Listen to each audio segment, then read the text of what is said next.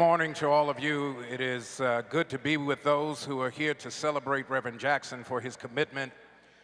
I want to say this to you in the very brief time that I have before you, that too often we come and treat birthday celebrations as markers and milestones, and we miss the opportunity to make them into something much bigger. As I've had the privilege of working with Reverend Jackson closely over these last few years, one of the things I have recognized is that you can turn meeting spaces into important transformational opportunities, and I'll tell you what I mean. It was in a space similar to this probably when I was 16 years old, as Reverend was leading up to the decision about whether or not he would run for president in 1984. He came through Durham, North Carolina. On the day that he was to speak to a joint assembly between Durham High School and Hillside High School, the student body president was sick that day.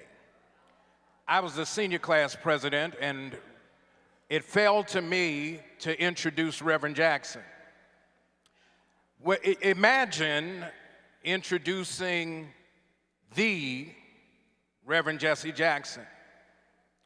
But the thing that was so powerful in that moment as he stepped to the podium is not what he said to the masses, but what he said to me, the person.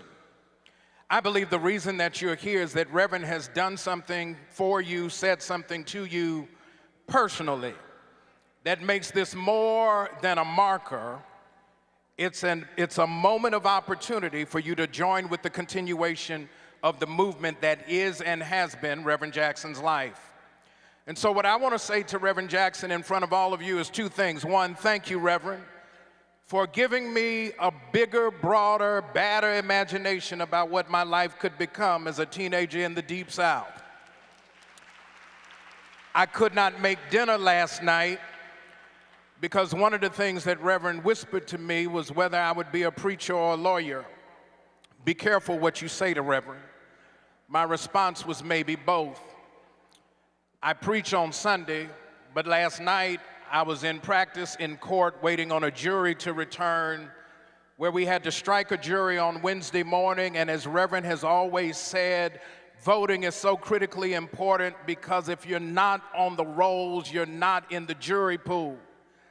And had we not struck a jury that had racial balance, we would not have gotten a verdict where the state had exceeded its power and were about to jam up a 26-year-old African-American boy with his life ahead of him on an armed robbery charge that they had no evidence and could not prove. I refused to leave until the jury came back in, which was at about 8 o'clock last night.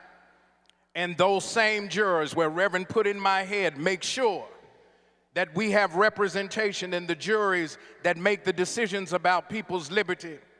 They came back, and because they knew how to apply facts to law, they acquitted that brother on every charge that the state tried to raise. We're here because Reverend has spoken to us personally. Here's what I want you to do. Don't just tell him happy birthday. Don't just say thank you. Back him up, support him, by joining the movement. And if you have your membership card, here's what you can do. Join for somebody else. Give a gift of membership in the movement to somebody that you really care for, because the fight is not gone, it's just different.